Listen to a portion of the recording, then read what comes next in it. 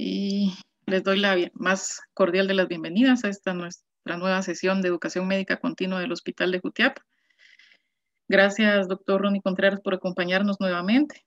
Gracias a los compañeros de Eurofarma por estar con nosotros y apoyarnos, ¿verdad?, para que sea posible, pues, tener la licencia de esta plataforma. Pues vamos a escucharlos un momentito a los compañeros de Eurofarma. Ellos tienen algo que decirnos por ahí con respecto a los medicamentos que manejan, ¿verdad? Y posteriormente pues ya nos quedamos con nuestra conferencia de lleno, que ahora es abordaje integral del trauma en la emergencia, ¿verdad, doctor Contreras? Claro que sí. Heymar, Manuel, bienvenidos. Gracias, doctora, muy buenas noches. Lo único que teníamos que compartir es copa de vino gratis para todos. Son bromas. Un gusto poderles saludar. Creo que vamos a ser bastante breves en esta introducción. Primero que quería por mi parte pedirles una disculpa. La semana pasada tuvimos una dificultad, veníamos en carretera y de hecho estábamos en la Conora y ustedes saben que ese tramo pues es una zona de desastre y no tuvimos la oportunidad de podernos conectar, pero aquí estamos de nuevo. Queremos rápidamente hacerles mención acerca de algunos productos con los que siempre estamos a su servicio. Y si ustedes me lo permiten, voy a compartir pantalla un minuto. ¿Me escuchan? Se escucha, Heymar.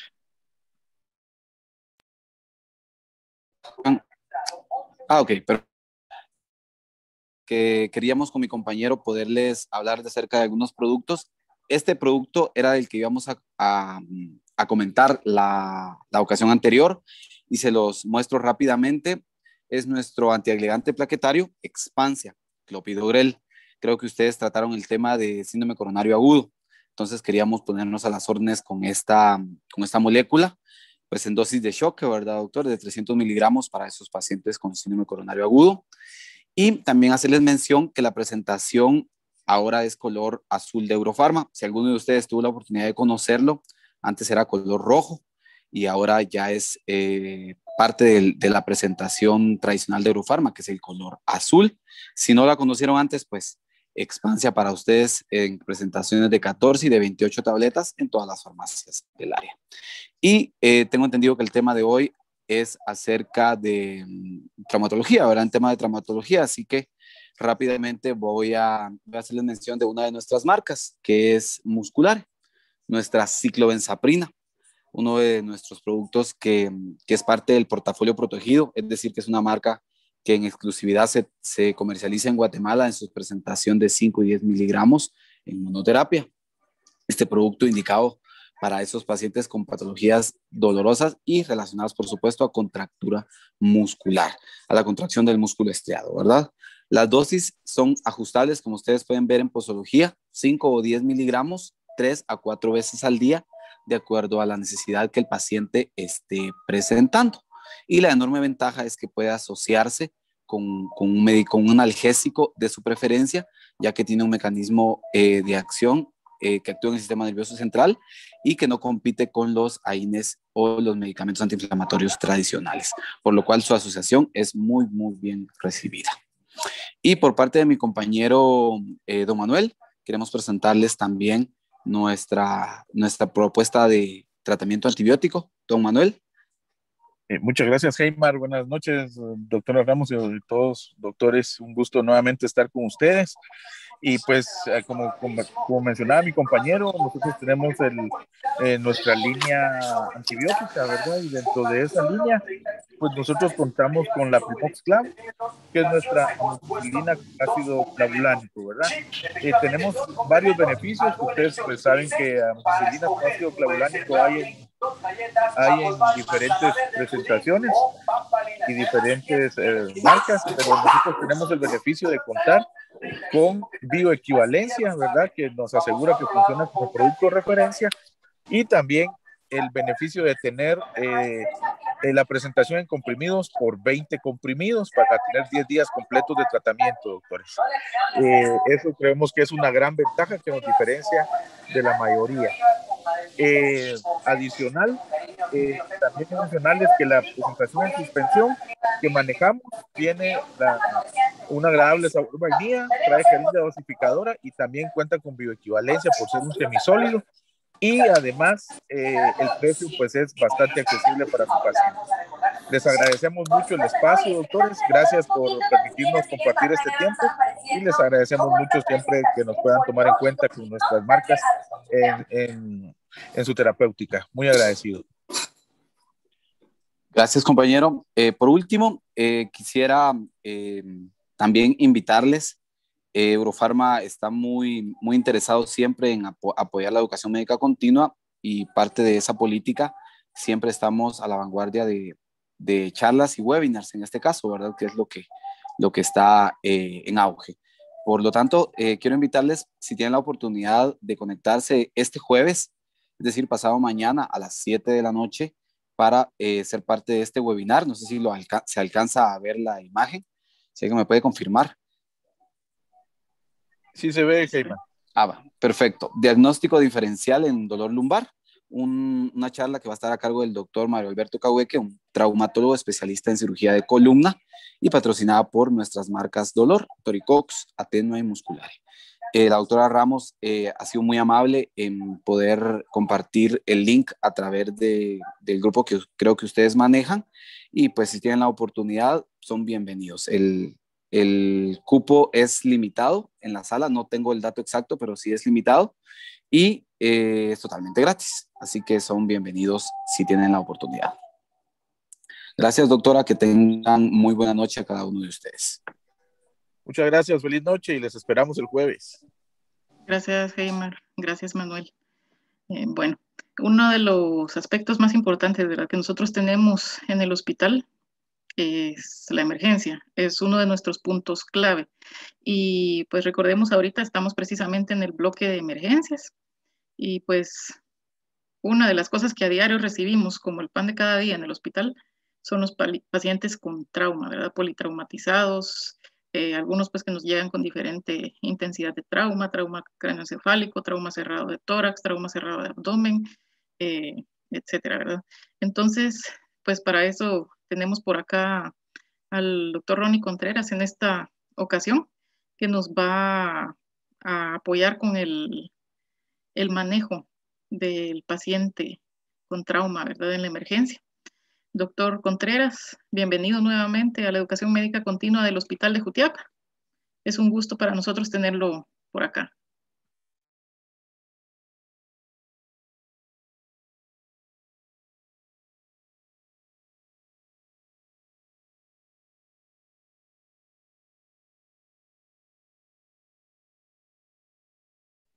Doctor Ronnie Contreras, ¿está por ahí? Sí, por supuesto, ¿cómo me le va? ¿Qué tal? Les comentaba, pues, verdad, que nos va a acompañar el día de hoy con la conferencia de abordaje integral del trauma en la emergencia. Un aspecto muy importante. Y pues, claro, además, sí, quería comentarles, ¿verdad? Antes de que se me olvide, el doctor Contreras, además, pues, nos está apoyando como hospital para poder nosotros llegar al punto de poder implementar triage en emergencia, ¿verdad? Con el doctor Contreras. Se le estará solicitando pues por parte del DECAP si él nos puede apoyar con un curso para pues compañeros de la emergencia y poder antes de que el año culmine tener ese proyecto ahí sí que ya andando de manejar triage de Manchester nosotros como hospital. Excelente, claro que sí. Una parte muy importante, doctora, primero, nuevamente gracias a usted por la invitación, a todos los que componen el Hospital de Jutiapa y la parte de lo que es la unidad de capacitación o el comité de capacitación. Igualmente a todos los colegas con quien tenemos el gusto ahorita de tener atención. Por favor, la plática será una plática que con toda la confianza quienes tengan algo que comentar o algo que agregar o mejorar es bienvenido. Son pláticas que tenemos que aprovecharlas para tener esa interacción con la experiencia de todo el personal que está acá. Todas las personas, todos los colegas que están acá, cada uno tiene su experiencia y eso, por supuesto, viene a fortalecer y a enriquecer las discusiones y las presentaciones, ¿verdad? Me toca en este momento estar de este lado dando una conferencia, pero sí es importante esa parte que todos tengamos de poder compartir, ¿verdad? Si hay experiencias, comentarios o algo que agregar, de pronto algo que se quedó fuera. Lo que la doctora decía es una parte muy fundamental. Nosotros como médicos estamos acostumbrados a, bueno, ese es nuestro trabajo, a la atención netamente directa al paciente y se nos olvida todo lo que está alrededor, como platicábamos en la clase en la plática de triage que hicimos la vez anterior, que el hecho de que del servicio de emergencia hospitalaria eh, no solo depende de la emergencia, pero depende del interno del hospital como el externo del hospital, pero también depende de algo muy importante, de su vulnerabilidad estructural, ¿verdad? Entonces esa vulnerabilidad estructural, yo le llamo vulnerabilidad funcional estructural, que puedo tener muy buenos recursos humanos en el servicio de emergencia, pero que si no se tienen los recursos, si no se tiene el ambiente y no se tienen los procesos que permitan la buena atención, por supuesto, como recurso humano, como profesional, hacemos un buen trabajo, pero que si tuviéramos esas herramientas y una forma diferente de los procesos, seríamos mucho más eficientes y eficaces. Y hago ese comentario a lo que la doctora comentaba sobre el punto de la implementación del servicio de triage, sobre todo en el momento de desastre desde el punto de vista médico, ¿verdad? Cuando la capacidad de atención es superada, para poder tener esa capacidad de poder organizarse para poder atender. Entonces, esa es la idea, me parece una excelente idea, la de las personas que están dirigiendo otros hospitales de capa. Me agrada ver esta parte de la educación médica continua, no solo por el hecho de capacitar más y de formar más y dar más conocimientos, sino que también la capacitación tiene que servir para cambiar visiones. La visión importante que uno tiene que tener en el servicio de emergencia, ¿verdad? Para hacerla más eficiente, donde sus objetivos principales son salvar vidas y estabilizar pacientes, donde tratar de ser más, una forma más funcional de tanto el servicio de emergencia como los servicios de apoyo, para que esto nos permita desfogar más fácilmente el servicio de emergencia. Muchas veces tenemos en los servicios de emergencia pacientes que ya no tendrían que estar en él, pero por situaciones o burocráticas o situaciones funcionales, los pacientes siguen estando en la emergencia, lo que obviamente nos hace ser deficientes en el tema. Entonces es importante que realmente el trabajo que estés realizando, para hacer un trabajo así se tiene que tener la visión, y la visión que se tiene en servicios de emergencia es una parte fundamental para esto. Así que realmente nuevamente las felicidades, y doctora, usted me dice si empezamos con el tema. Claro, doctor, cuando usted guste. Creo que ya tiene los permisos. Perfecto. Entonces vamos a empezar con la temática de hoy. Voy a apagar mi cámara para que ya no se me sigan asustando y aparte la fidelidad de la presentación sea mejor. Estoy sin auriculares, así que por favor, si hubiera problemas con el audio me dicen para colocármelos y suene y tenga un mejor sonido. Así que si no me escucharan bien en algún momento, no tengan la pena en decirme, lo contrario, por favor, se los voy a agradecer. Muy bien, la temática que nos compete el día de hoy es precisamente el abordaje inicial del paciente en trauma. Pero me van a disculpar que es una conferencia, pero vamos a usar un poquito las herramientas educativas. El médico de emergencia.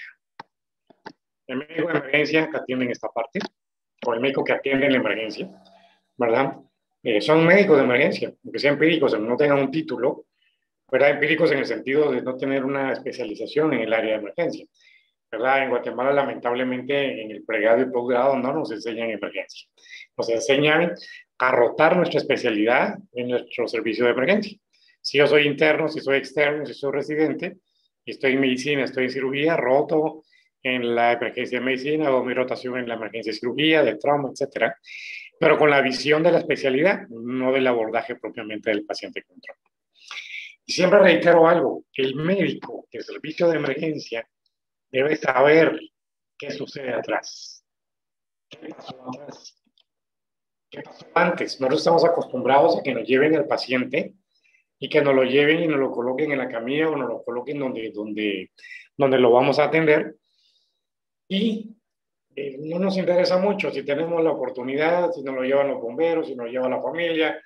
Tal vez preguntamos algo que sucedió, cómo sucedió, qué sucedió, o de pronto hasta le damos la espalda al bombero en esa fase de transferencia que es tan importante en el servicio de emergencia.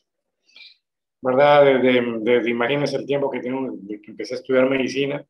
Me recuerdo cuando estaba en el Hospital Roosevelt en el servicio de emergencia y ahí vienen los bomberos otra vez, a ver qué traen.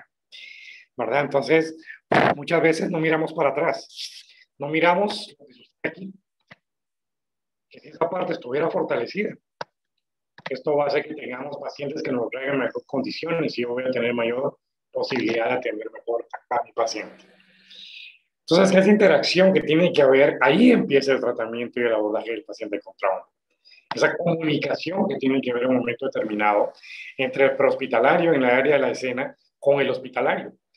Esa tiene que haber para que nuestros equipos de respuesta rápida en el servicio de la emergencia para atender a ese paciente ya sepamos qué llevan, cómo lo llevan, cuál fue el problema, qué esperamos, qué le han hecho, qué seguimiento le vamos a dar. Generalmente, cuando el hospitalario llega al hospitalario, en el hospitalario se empieza de nuevo el tratamiento o el abordaje del paciente. Entonces, si nosotros miramos esta figura, perdón que está en inglés, y hablamos de los servicios de emergencia hospitalarios, ¿qué vamos a hacer? Lo que realizamos es que se produce un daño en la escena.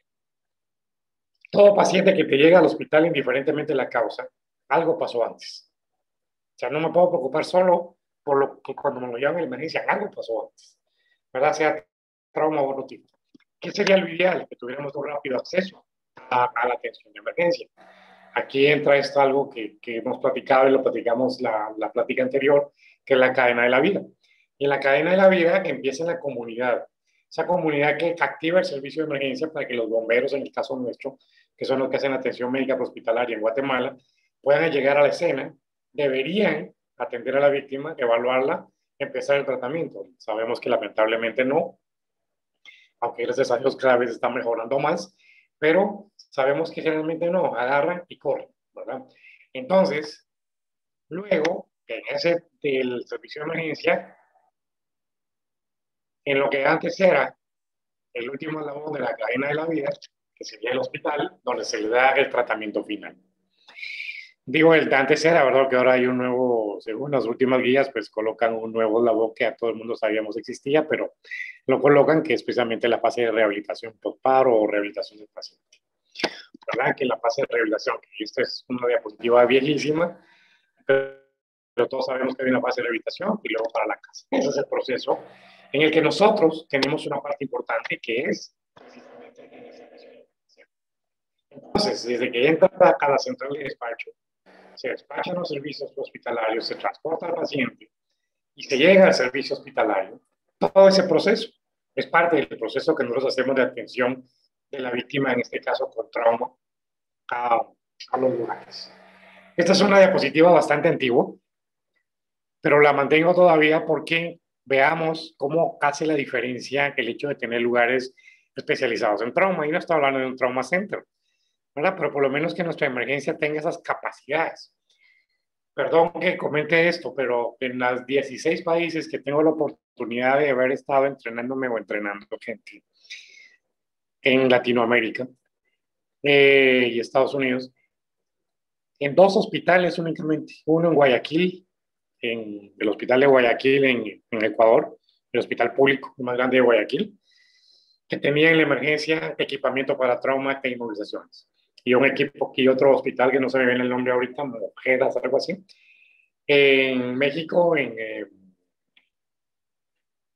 un hospital que también se fue el nombre ahorita del Estado mexicano, de Monterrey, ¿verdad? Donde tenemos estos pacientes. Muchas veces lo primero que nosotros hacemos es quitar los equipos de inmovilización al paciente, ¿verdad? Cosa que no debería ser. Deberíamos de tener esa idea de cómo se produce el proceso. Claro, lamentablemente muchos de los pacientes que llevan no ameritan lo que es la inmovilización, ¿verdad? Ya tenemos todas las normas prehospitalarias que se inician en un hospital en Canadá, con las Canadian Rules, o tenemos también todo lo que es la inmovilización selectiva, ¿verdad? Que empieza precisamente en un hospital donde se dan cuenta que al llevar al paciente a rayos X se dan cuenta que no todos los pacientes necesitaban inmovilización. Pero como siempre decimos, al no contar o al tener la duda, pues preferible inmovilizar que no inmovilizar a alguien que realmente sí lo necesitaba. Pero entonces vean la diferencia. Tenemos aquí el Hospital de San Diego, ¿verdad? En Los Ángeles y en Tampa, Florida, y la diferencia antes de tener un centro de trauma y después de tener un centro de trauma.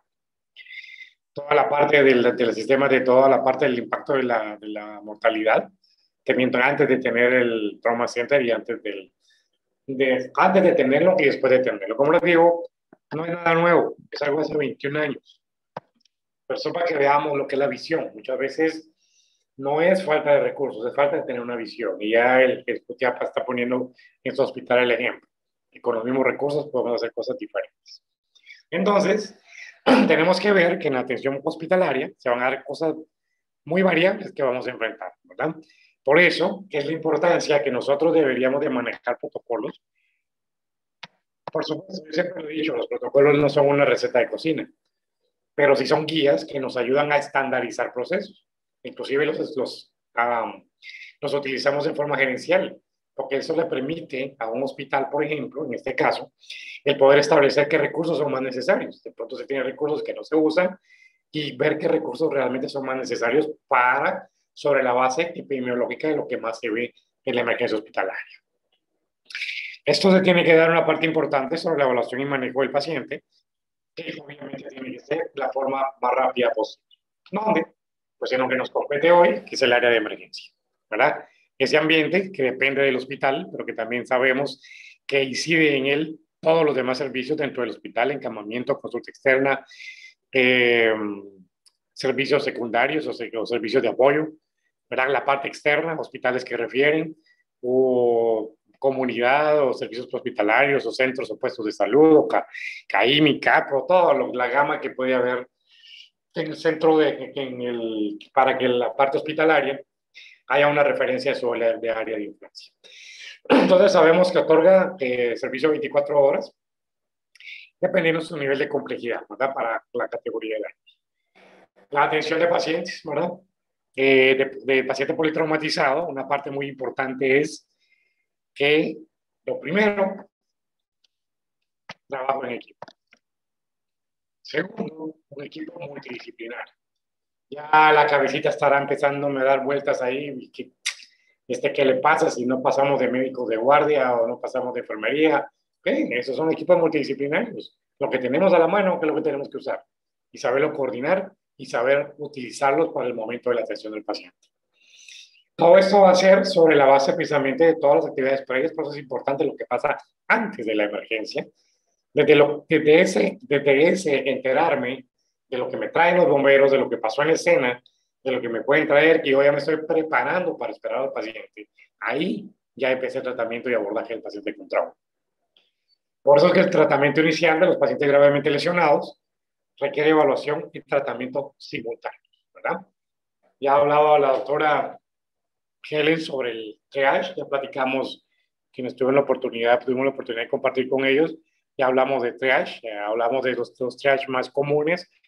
Bueno, el que se arranca hace como 20 años es el triage Manchester, y tenemos otros triage más fáciles de utilización como el ESI, ¿verdad? Yo les había compartido ahí unos documentos sobre el triage ESI, precisamente, y la importancia, ¿verdad? La diferencia entre usar 3 colores, para empezar como punto 1, no importa cuántos colores uses, empezar con tener un área de triage en el servicio de emergencia.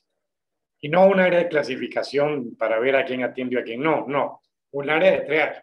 Llevo pacientes graves, pacientes complicados y los voy a pasar al área de triage.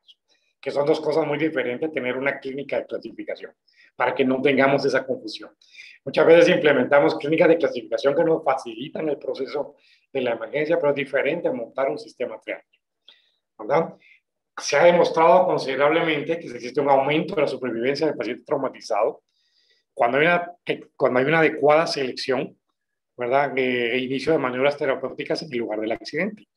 Por eso insisto, yo sé que de pronto dirán no es mi trabajo, pero es que si nos acercamos a los bomberos, a los de atención hospitalaria en nuestra área de influencia y los empezamos a capacitar y apoyarlos, únenlo, que los pacientes les van a llegar en mejores condiciones y ustedes van a poder hacer un mejor trabajo. Y sin temor a equivocarme, y si quieren, con gusto los invito a que hagamos un estudio. ¿Cómo disminuiríamos la inversión hospitalaria en la emergencia si eso mejorara en la parte prehospitalaria? ¿Y cuál es el objetivo de la emergencia? Salvar vidas y estabilizar pacientes. Entonces, desde la entrada del triage, vamos a empezar ahí a esa disminución de la mortalidad del paciente. Aquí ya no digamos con lo que hagamos en la sala, en la atención prehospitalaria, con el triage inicial en la atención prehospitalaria. Yo les he comentado a ustedes en la clase anterior que tuve la oportunidad de dar en la plática anterior, que precisamente en el primer simulacro de terremoto en Guatemala a nivel nacional, tuve la oportunidad de hacer un plan piloto en Jutiapa específicamente, donde al área del evento se envió una unidad, una ambulancia, con médicos y enfermeras entrenados en triage para atender en el área de donde fue el evento. Alguien dirá que estoy perdiendo recurso humano. No, estás ganando. Porque en el momento de hacer un buen triage en el hospitalario, yo te aseguro, sin temor a equivocarme nuevamente, que por lo menos bajamos la incidencia de un 20-30% de pacientes que llegan a la emergencia. Por no atreverme a decirle que va a estar un 40 o un 50%. Precisamente la atención médica prehospitalaria nace así, en Irlanda, ¿verdad? En el hospital de Belfast. Muy bien. Entonces, ¿qué es importante? El rol de la sala de emergencia, donde es evaluar, reanimar y estabilizar pacientes politraumatizados. Sospechar y reconocer problemas severos y el tratamiento definitivo. Estarán pensando, bueno, si aquí lo que vine a ver es manejo de trauma, no todo esto, sí. Pero es que parte de ese manejo de trauma es tener esa vulnerabilidad funcional estructural que permita tener la visión y tener el proceso de cómo vas a hacer la atención del paciente. No solo es ir a hacer atención médica. O sea, hay otras cosas que están alrededor para que realmente ese paciente sea eficientemente tratado y pueda sobrevivir en la emergencia. Muy bien. Ya entrando entonces, el paciente politraumatizado lo vamos a definir como aquel paciente con un daño, ¿verdad? Con lesiones orgánicas múltiples producidas en un mismo accidente, pero que va a tener repercusión circulatoria y ventilatoria que conlleve riesgo vital. Yo les digo, perdón la expresión, sobre todo a la doctora, de verdad, pero no es lo mismo politrancaseado que politraumatizado. ¿A qué me refiero? No es lo mismo alguien que se golpeó, se lastimó la cabeza, se lastimó el brazo, se lastimó la rodilla, se lastimó la pierna, la mano y tiene múltiples golpes, pero no tiene ninguna repercusión hemodinámica o ventilatoria y el paciente no tiene riesgo de vida. Ese no es politraumatizado. Ese es un paciente con muchos golpes, ¿verdad? Es muy importante hacer el énfasis que cuando hablamos de paciente politraumatizado o con trauma múltiple, como le quieran llamar, es aquel paciente que va a tener repercusión circulatoria y ventilatoria y que eso hace que su vida tenga riesgo de vida, ¿verdad? Riesgo vital, su vida esté en riesgo. Los traumas, pues hay muchas clasificaciones. La más simple y sencilla es paciente con trauma leve, que son los mayor frecuentemente vemos, más del 70% de los que vemos son traumas leves, ¿verdad? Y eso nos permite pues, actuar con paz y tranquilidad cuando abordamos al paciente. Pacientes cuyas heridas y lesiones no representan un riesgo importante para su salud, ¿verdad? Paciente con problemas sencillos para tratar. El moderado es un paciente que si lo tuviéramos en los 3 colores de triage básicos, pues sería un paciente amarillo, ¿verdad? Aquel paciente que hay que atenderlo rápidamente pero que su vida no corre riesgo. Y por último, el paciente grave, que va a tener lesiones traumáticas graves, como vemos en la fotografía, que deben ser tratadas inmediatamente con alto riesgo de vida o de muerte, o lamentablemente con lesiones irreversibles que ya no podemos hacer mayor cosa por el paciente. Entonces, tipológicamente hay varias clasificaciones de trauma. Para mí la más simple y sencilla, un paciente leve, moderado o grave, ¿verdad? Y vuelvo a lo mismo, los colores básicos, verde, amarillo o rojo. Entonces, ¿cuáles son mis prioridades en el abordaje del paciente? Como todo paciente, y como todos sabemos, ahora ya en la parte para problemas médicos, pues cambiamos estos a CAO, ¿verdad? Yo le pongo una A chiquita primero, ¿verdad? A CAO. ¿Por qué? Porque igual siempre vigilamos la vía aérea antes de entrar a la parte propiamente de circulación. Pero entonces la revisión primaria. ¿Qué voy a hacer cuando mi paciente me lleva a servicio de emergencia? Primero, yo reitero siempre en atención de emergencia con quienes he tenido la oportunidad y el honor de ser profesor en emergencia, siempre les digo, al inicio mi paciente no me importa qué tiene, me importa cómo está, en qué estado fisiopatológico se encuentra mi paciente en el momento que llega. Para ser más simple y sencillo, ¿qué pone su vida en riesgo? Por eso es que hablamos que cualquier paciente, sabemos que hay dos tipos de soporte ventilatorio y soporte circulatorio. Al paciente críticamente enfermo, fisiológicamente o fisiopatológicamente, su mayor problema siempre va a ser oxigenación. No importa el tipo de shock en que esté, todo termina en hipoxia, oxigenación. Entonces, el soporte vital, ventilatorio o respiratorio, como le quieran llamar, y el soporte vital circulatorio son básicos y fundamentales para cualquier paciente grave. Y en trauma le agregamos las hemorragias catastróficas o hemorragias, como le quieran llamar también, hay muchos nombres con los que se le llama a la hemorragia catastrófica. Cada edición que sale del ATLS o PHTLS le pone un nombre diferente, pero a la larga es lo mismo, se está desangrando y se está muriendo, ¿verdad? Entonces, ese paciente con ese tipo de problemas, ¿verdad? Vamos, que por cierto también les compartí la edición 18 de la TLS ahí en su grupo de WhatsApp. Muy bien, y también un update del 2019. Muy bien, entonces vamos a esa revisión propiamente del soporte ventilatorio y el soporte circulatorio. Agregamos la hemorragia fuerte, ¿verdad? O la hemorragia catastrófica. Y otro puntito ahí chiquito que se llama manejo de dolor.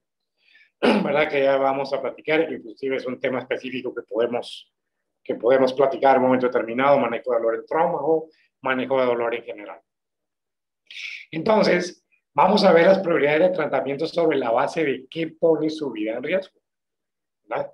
Eso va a pasar las lesiones sufridas. Es muy importante que ustedes como médicos en la emergencia, no tengo tiempo, bueno, qué lástima, porque debería usted saber cómo fue la cinemática del trauma. La cinemática del trauma nos dice mucho de lo que puedo esperar del impacto en el paciente y del tipo de lesiones en mi paciente. Obviamente lo voy a hacer la revisión primaria para establecer mis signos vitales, sobre todo los más importantes en el abordaje primario, que es el pulso y la respiración, ¿verdad? La presión ahí me da exactamente lo mismo medirla o no medirla en ese momento. Por supuesto que si la mido, bienvenida, ¿verdad? Pero me da lo mismo medirla o no. ¿Verdad? En el traumatizado grave, la evaluación completa con sus funciones vitales debe evaluarse de una forma rápida y eficiente. La revisión primaria rápida, reanimación y restauración, constituyendo que en todo lo que todos conocemos como el ABCDE, ¿verdad?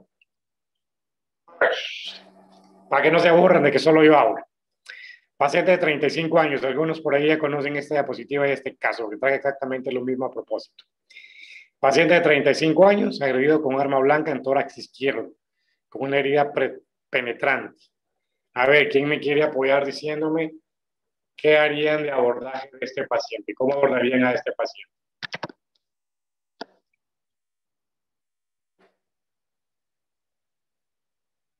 No sean tímidos, solo uno. A ver, doctora Belén Morales, ¿qué haría usted? No estamos examinando, estamos compartiendo. ¿Alguien que se anime? Sí, buenas noches, doctor Ronnie. Doctor Méndez, mucho gusto, ¿cómo está? Por acá, con este paciente, pues lo primero es los signos vitales, ver la piel, si no tiene un poquito de cianosis, luego la evaluación de palpación, si no tiene enfisema subcutánea, y luego de colocar, medir tanto la herida penetrante para ver si no tiene algún hemotórax. Excelente. Excelente, excelente. Gracias, doctor, muy amable. Entonces, al evaluarlo, el paciente, nos encontramos que está inconsciente, con una frecuencia cardíaca de 145, una respiratoria de 42, una saturación de 84, con retracción externa y plétora yugular. La presión arterial no estaba ahí, pero digamos que estaba en 110/60.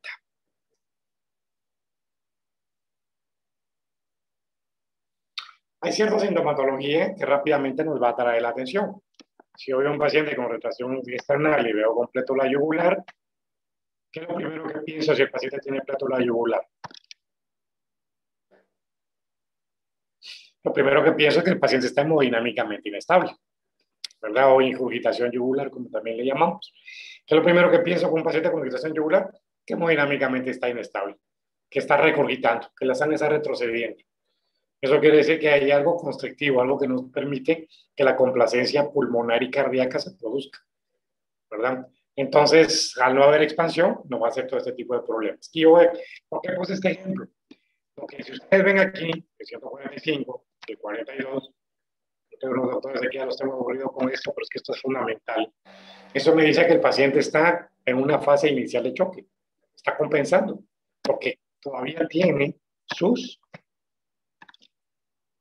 frecuencia cardíaca y respiratoria elevada. El simpático empezó ahí a tratar de ayudar a que ese paciente oxigene mejor.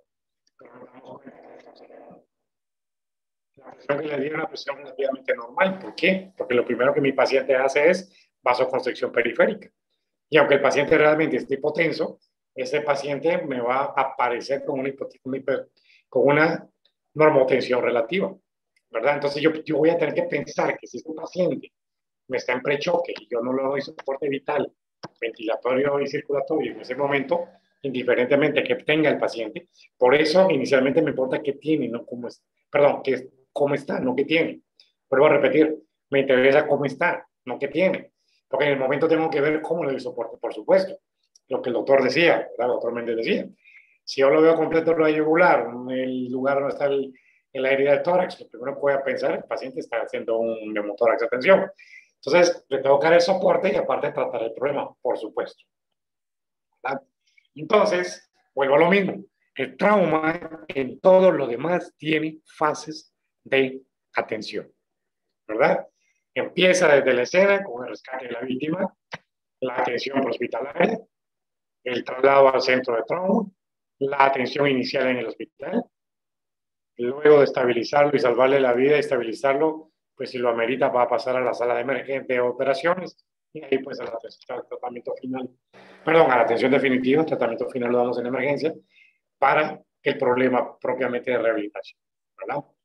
Entonces, recordemos una cosa bien importante con el trauma. El trauma tiene una curva trimodal, de muerte trimodal.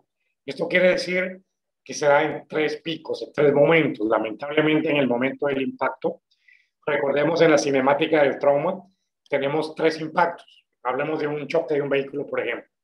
El primer impacto es el vehículo contra lo que impacte, contra lo que choca. Eso ya transfiere energía a mi paciente. El segundo momento va a ser cuando mi paciente se mueve dentro del automóvil, que también transfiere energía a los órganos. Y el último momento va a ser, que es el que más daño produce, cuando mis órganos se mueven dentro de mi cuerpo. Dependiendo del impacto, recordemos que trauma no es más que perdón, no sé la palabra, el trauma va a ser la resistencia que mi cuerpo hace a una noxa, a un daño, a un golpe, a algo que produce una fuerza. Si la fuerza es mayor que mi resistencia, se produce el trauma, ¿verdad? Si esa fuerza del trauma es mayor en el impacto inicial, el paciente va a morir en los primeros 10, inmediatamente o en los primeros 10 o 20 minutos. Puede ser que el paciente sobreviva y va a pasar de 4 a 8 horas. Aquí es donde más impacto hacemos nosotros, donde más podemos salvar la vida de ese paciente.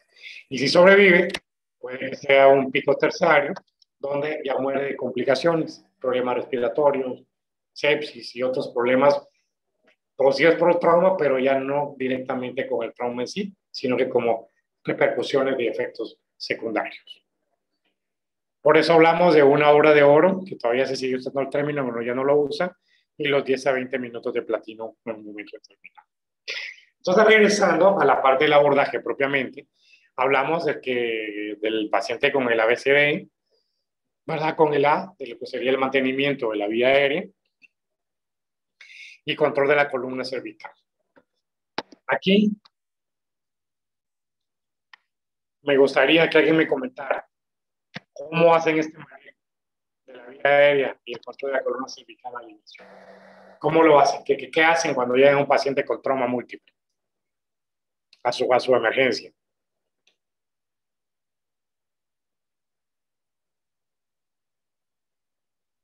Ok, estamos un poquito chiviados hoy. Vamos a seguir entonces para no complicar el habla. Aquí hay dos cosas muy importantes. Muchas veces, el paciente, vamos a ver si está respirando o no. Y muchas veces se nos olvida el control Paciente con trauma múltiple, lo más seguro es que va a tener posibilidades de daño a nivel de columna cervical. Eso es casi que de cajón, ¿verdad? Pero si no, tenemos que pensar que lo fuera como tal. Por eso tengo que aprender lo que es la inmovilización manual del paciente. ¿Verdad? ¿Cómo voy a hacer esa inmovilización manual para que al momento en que voy a manejar la vía aérea y voy a ir a ver si necesito intubarlo o necesito un dispositivo supralótico? Creo que sería una conferencia muy buena que poder practicar aquí, que son dispositivos baratos realmente, que son de mucha utilidad, sobre todo si alguien no tiene mucha habilidad para intubar pacientes, que son de mucha utilidad y los médicos casi no lo utilizamos, ¿verdad? Entonces,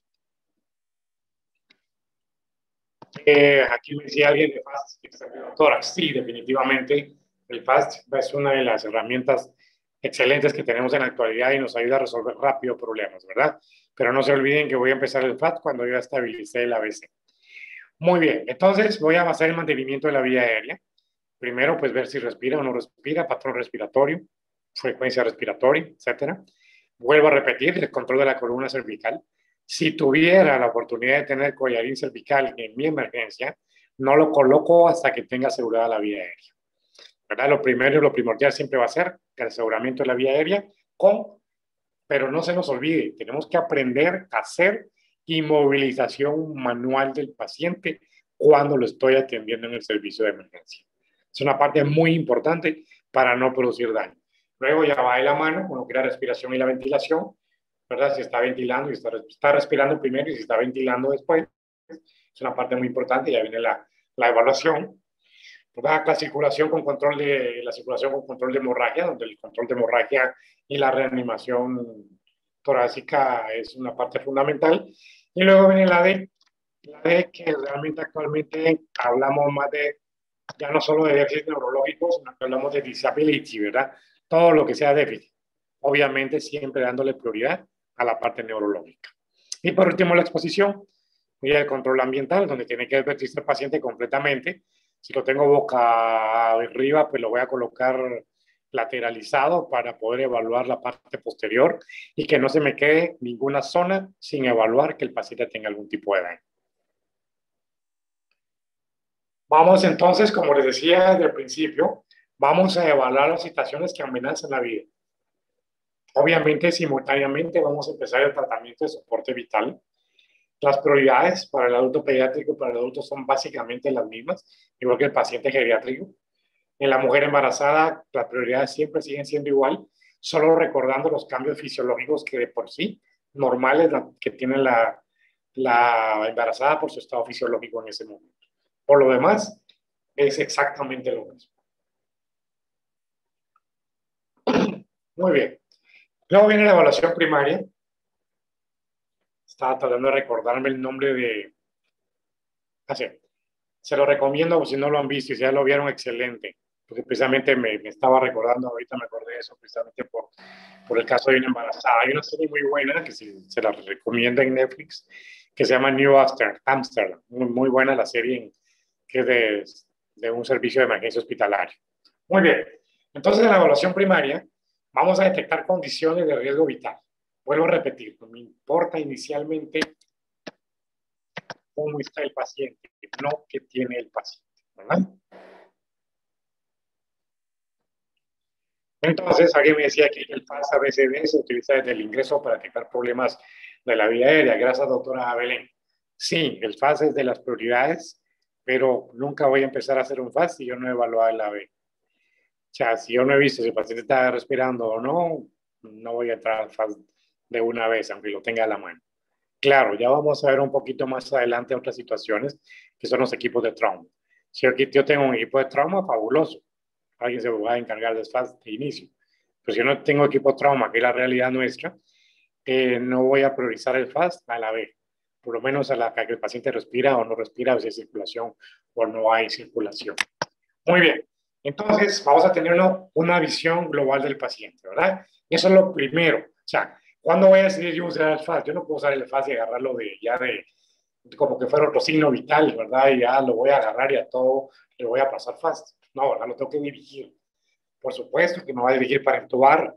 Pues yo voy a comprar un FAST para poder dirigir una intubación mejor me compro actualmente, que no me pasa de $120, un equipo de intubación, de videointubación, ¿verdad? Inclusive, hace como 5 años o 6 tuve la oportunidad en Guayaquil, por ejemplo, de tener uno tan sencillo que lo coges, lo conectas a tu teléfono y metes el tubo de intubación y tu teléfono te sirve de cámara para intubar y guiar mejor la intubación. Mucho más fácil, ¿verdad? Pero sí son herramientas que podemos utilizar, doctora, definitivamente. ¿Verdad? Muy bien. Entonces, preguntas de qué le ocurrió, recuerda sucedido, cómo se siente, le duele algo, cómo se llama, ¿verdad? ¿Dónde se encuentra? Muy bien. ¿Qué hacemos con este paciente? Bueno, como no tenemos muchas ganas de interactuar hoy, vamos a hablar, ¿qué hacemos con este paciente? Porque tenía esta fotografía y la pongo en mis conferencias de trauma siempre. Porque muchas veces hay lesiones que son distractores, ¿verdad? Que no nos debe complicar y no nos debe dar problemas cuando tenemos lesiones distractoras. Hay que ver la severidad, hay que ver, vuelvo a lo mismo, riesgo con la vida de mi paciente, ¿verdad? Vuelvo a reiterar con esta diapositiva lo que les dije anteriormente. El médico de la emergencia debe entender la cinemática del trauma y debe entregar esos conocimientos como el episodio de que produjo el evento en la cinemática propiamente, ¿verdad? El personal hospitalario debería ser el recurso más importante en la historia de atención del paciente. No lo haya llevado en la parte hospitalaria, ¿verdad? Que no ha llegado con la familia. Muy bien. Problema es que todo grave se deteriora progresivamente. Por eso es que personalmente siempre sugiero que mi paciente no lo establezco por el diagnóstico que tiene, sino por el estado fisiológico en que está. ¿De qué me sirve saber qué tiene si ya me pasó de prechoque a choque? ¿O de qué me sirve saber qué tiene si de choque ya me pasó a choque irreversible? Porque aún ya me hizo un paro. Entonces, claro, me importa el diagnóstico, por supuesto, porque hay acciones que tengo que ir dirigidas a abordar el problema de base. Pero ese problema de base me está dando problemas de choque, ese problema de base me está dando hipoxia, ese problema de base me está dando acidosis, ese problema de base me está dando coagulación intravascular diseminada, ese problema de base me va a producir hipotermia. Entonces, eso, el problema de base lo produce, pero la fase fisiológica en que se encuentra el paciente es la que me va a estar dando cómo está fisiopatológicamente en cuanto a acidosis, en cuanto a coagulación, en cuanto a hipotermia, hipoglicemia, ¿verdad? Porque ahora te enseñan con la triada mortal de acidosis, coagulación e hipotermia, pero realmente, yo siempre lo digo y lo seguiré repitiendo, perdónenme, eso es un efecto secundario de la hipoxia. Si no hay hipoxia, no hay acidosis, y si no hay hipoxia, no hay intravascular diseminado. Muy bien. Entonces, las maniobras salvadoras antes de conocer su diagnóstico. Lo reitero. ¿Sí? Maniobras salvadoras antes de conocer su diagnóstico. ¿Qué pone su vida en riesgo? Por eso le decía, yo tengo que hacer el AB primero, no hay mucho de perderse. Tengo que ver si el paciente respira, si el paciente tiene circulación y en qué situación está, ¿verdad? Ya luego ya me apoyo en otras herramientas que me permitan, por supuesto, poder monitorear al paciente. Muy cierto lo que dice la doctora Cris, ¿verdad? Muchas veces, lamentablemente, y lo decía yo al principio de la plática, que nuestro sistema prehospitalario o nuestro servicio, porque no es un sistema prehospitalario, es deficiente, lamentablemente, no hay mucha capacitación. Aparte que muchas veces también, con todo respeto a colegas, pero los colegas muchas veces no le ponemos atención a la gente que lleva pacientes, ¿verdad? ¿Cómo resolvemos esto? Dirán que no nos compete, pero yo creo que una forma es acercarse y meterlos a ellos en una educación médica continua. Sería beneficio para los pacientes y beneficio para el hospital. Muy bien, hay que contar con una guía de acción rápida que permita cubrir las situaciones que ponen en peligro de vida. ¿Verdad? Esto lo pueden revisar en el ATLS, en el Advanced Traumatic Life Support, ¿verdad? En la fase hospitalaria, entonces, es fundamental planificar con anticipación los requerimientos básicos antes de la llegada del paciente al hospital. Para esto habríamos de tener una comunicación óptima entre el hospital y el hospitalario, ¿verdad? Pero para eso tenemos que tener acercamientos, reuniones, ¿verdad? Tener compadrazgo en el sentido profesional con la gente del hospitalario, conocer a los que dirigen, quién llevan los pacientes, que haya esa confianza de poderse acercar, que haya esa confianza de poderse capacitar mutuamente, ¿verdad? Muchas de las cosas que pueden hacerse en un momento determinado. Alguien pensará a mí que me puede enseñar un paramédico, verán que sí enseña mucho. A mí no se me olvida cuando empecé en el mundo de la medicina de emergencia hace un 16 de agosto de 1992, cómo me enseñaron los paramédicos en su momento.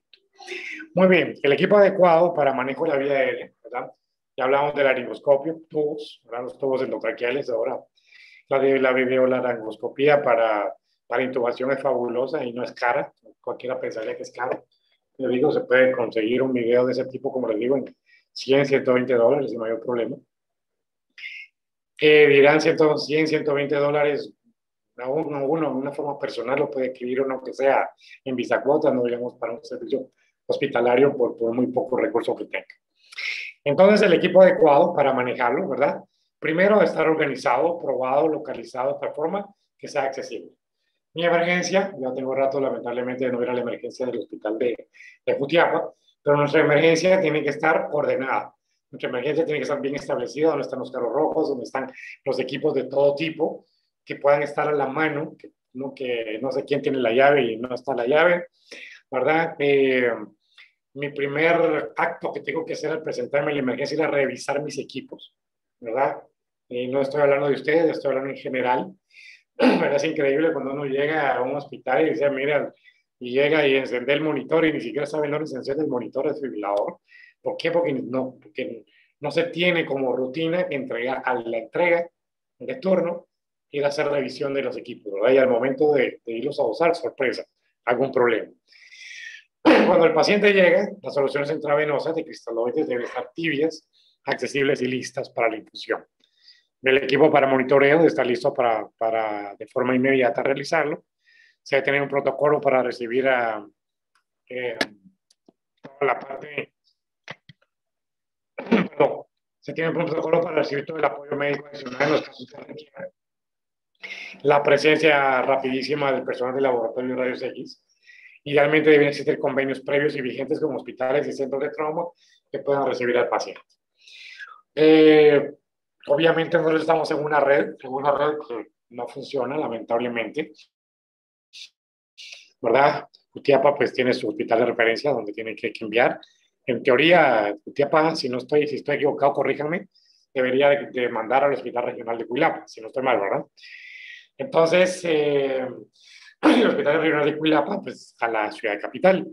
Pero si realmente no se tiene la capacidad instalada de lo que tendrían que tener, ahí es donde empiezan los problemas definitivamente.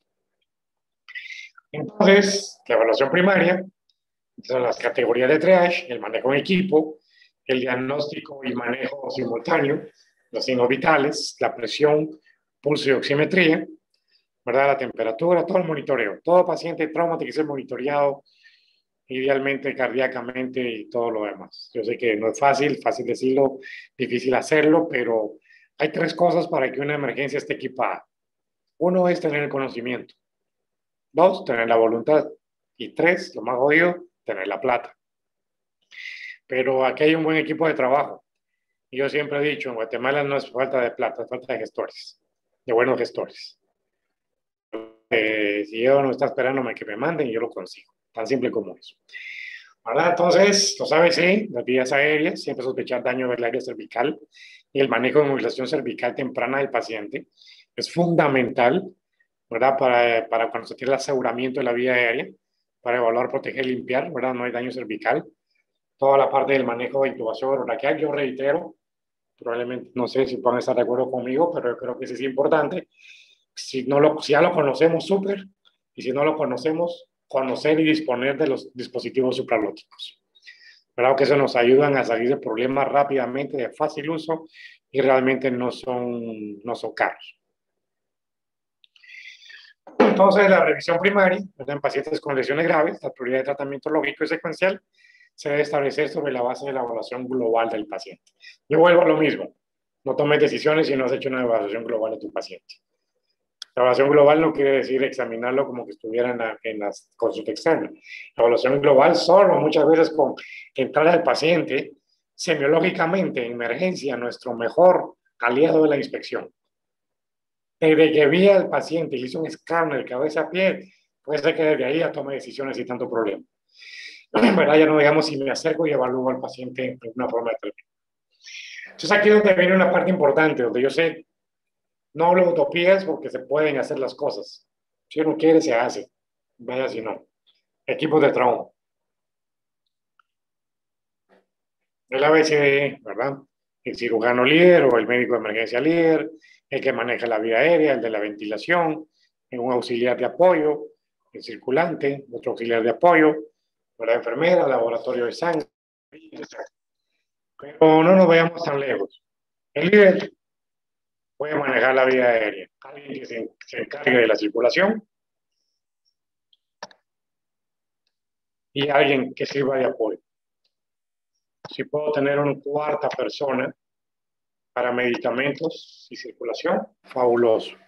Con esos 4 que tuviéramos, sería fundamental. Ok, pero no le babosada, doctor, recuérdese de la realidad. Perfecto. Por lo menos tengamos 3. Uno que maneja la vía aérea, otro que maneja la parte circulatoria y el otro que es de apoyo y medicamentos. Si yo tengo de entrada, cuando tomé el turno, junto a mis equipos de trauma, y ya sabemos quiénes son y qué función tiene cada uno. La función se especifica dependiendo quién va a ser el líder, dependiendo cómo está entrenado mi equipo. El líder lo puedo rotar, no puede ser un líder siempre. Siempre el líder va en la cabeza. Si no hay alguien más, pues este líder maneja vía aérea. ¿Por qué? Porque la visibilidad y visión de aquí es mucho mejor para tener una visión amplia, para hacer un mega call eficiente y tener precisamente una reanimación de alto rendimiento óptima con mi paciente, ¿verdad? Recordemos, en la atención hospitalaria del trauma grave, vamos a empezar con la parte del modelo mental flexible, con la adecuación de recursos, para que es la toma de decisiones, cómo voy a organizar mi emergencia. 3 pelones, 4 pelones. ¿Cuántas personas están normalmente de turno de guardia en el hospital en la emergencia? Doctora Helen. Contando médicos, enfermería. Sí, contando todo el personal de atención médica. Estamos hablando al menos unas 20 personas, ya que las emergencias están unidas, pediatría, o sea, están en la misma área, ¿verdad? Pediatría, emergencia de adultos general y emergencia de ginecobstetricia. O sea que por lo menos tenemos 20 personas. En todo el hospital. ¿Y si los circunscribimos solo a adultos? Si estamos hablando de adultos, tenemos 4 auxiliares más aproximadamente 4 o 5 médicos. Digamos que entre 8 a 10 personas. Exacto. Ok. O sea que estamos hablando que como mínimo tendríamos con lo básico, que serían 3 del equipo de trauma. 3 equipos. Y aparte tenemos 4 equipos más de apoyo entre pediatría y ginecobstetricia. ¿Pero qué tendría que hacer? El que está en pediatría igual sigue siendo médico. Que no me diga que porque es pediatra o que por ginecobstetra sigue siendo médico. Entonces, si yo tengo que en la ginecobstetricia 6 gentes, ya deberíamos de saber que en el momento de una necesidad de apoyo, voy a dejar 2 a cargo de emergencia, o 3, o 4, dependiendo del plan A, B o C, y los otros 2 ya tengo asignado desde que entró a turno quién va a ir a apoyar. Eso se llama organización, para que vean que no solo es atención médica. Tengo que organizar. Si yo soy el coordinador de la emergencia, tengo que organizar. Yo soy el médico de turno, tengo que organizar a mi gente. Entonces, desde que el que caiga lo voy a ir a agarrar y a ver qué hago. No, ¿verdad? Entonces, la primera parte, toma de decisiones. Modelo mental flexible, adecuación de recursos, que es lo que estamos hablando en este momento. No es nada del otro mundo, no es de dinero, es de agarrar al personal que tengo y cómo lo voy a organizar y cómo lo voy a dirigir. La reanimación macro y microcirculatoria y el tratamiento definitivo. Eso es parte de mi toma de decisiones. ¿Cómo voy a hacer ese abordaje? Luego, el trabajo en equipo multidisciplinario. Tenemos auxiliares de enfermería, ahora técnicos de enfermería, como le llaman a las graduadas, ¿verdad? Puede ser que haya hasta licenciadas en enfermería, médico. ¿Qué voy a hacer? Trabajo en equipo. Ese trabajo en equipo va a ser eficiente si yo tengo a mi gente organizada. ¿Qué tengo que hacer después de cada vez que sucedió este tipo de situaciones? Tengo que hacer evaluación de resultados. Colegas, tengamos una visión más abierta, donde un abordaje integral de un paciente de trauma no es solamente la atención médica directa que le hago con el ABCD. ¿Sí? Obviamente, yo entiendo, para eso nos capacitaron en Guatemala. Nuestra visión de capacitación en pregrado y también muchas veces en posgrado se cierra un poco, ¿verdad? Es un poquito cerrado. En cuanto a únicamente una visión de túnel en la atención médica propiamente. Pero el médico debe ser integral. Si hay colegas aquí que tienen especialización, me pueden maltratar si quieren, pero fui de los que hicimos el proyecto del EPS de especialidad. Pero eso ha hecho que muchos hospitales nuestros en la parte pública hayan fortalecido sus recursos, porque entonces la gente ya se quiso quedar más en otros lugares y ya se mejoró tanto en la parte privada como pública la atención médica.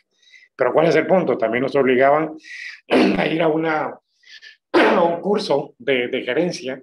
¿Por qué? Porque todo lo que hacemos debemos de administrarlo. Pero nosotros como médicos no nos enseñan esa parte. No nos enseñan que si yo estoy en el servicio de emergencia, desde el momento que tomé la guardia, tengo que organizar y administrar mi servicio. Eso me va a hacer más eficiente. Entonces, esta evaluación de resultados del trabajo en equipo, tengo que ver qué sucedió y cómo lo manejamos, qué hicimos mal.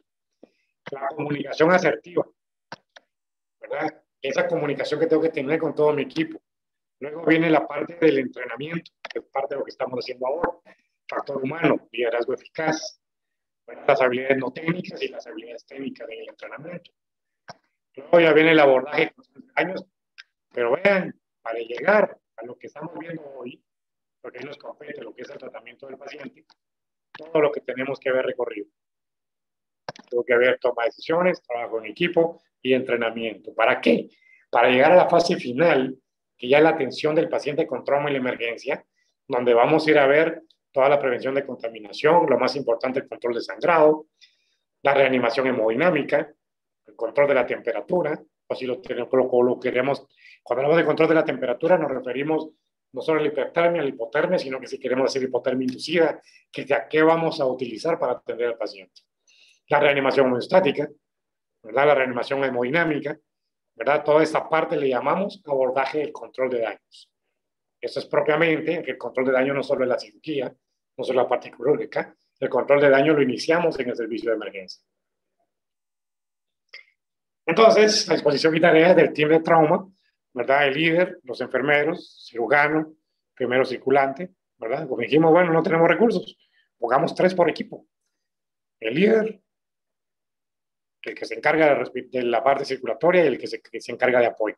Él se ve de medicamentos, se ve de gritar, de jalar, de llamar, de llevar, de traer, ¿verdad?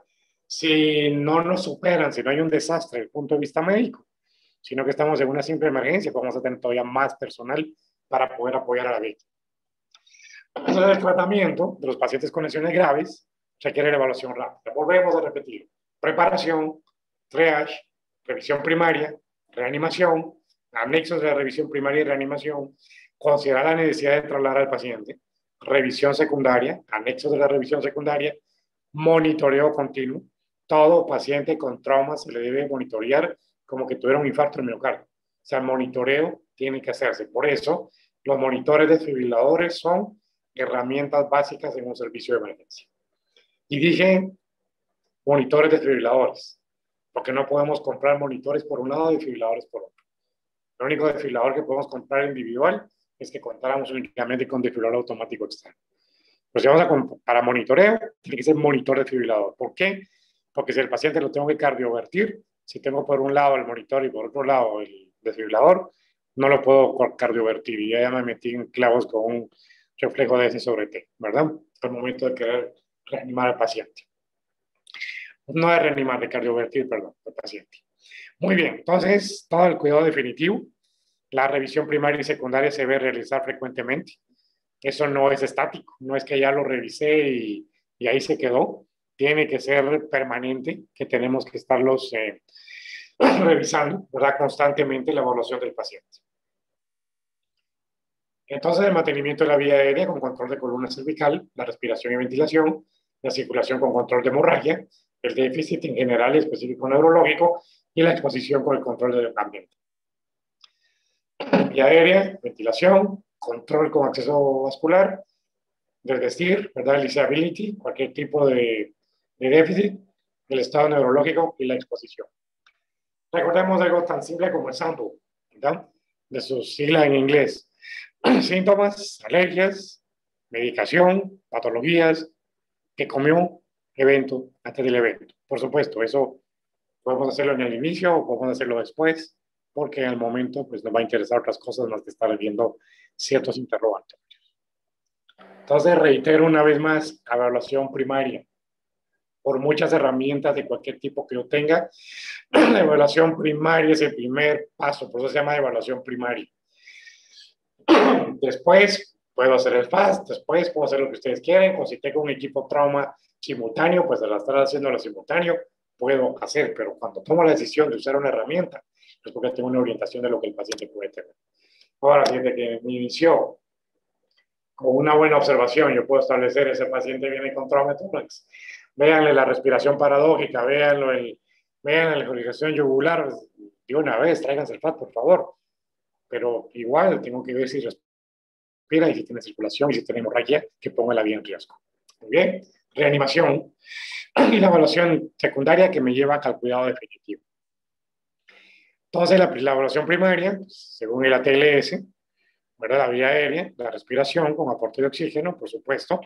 Ahí ya podríamos hablar de oxigenoterapia de bajo flujo, alto flujo, válvula mascarilla, sopralóticos, intubación y todos los demás que podemos usar con el paciente, ¿verdad? Tanto como ventilación mecánica invasiva y no invasiva.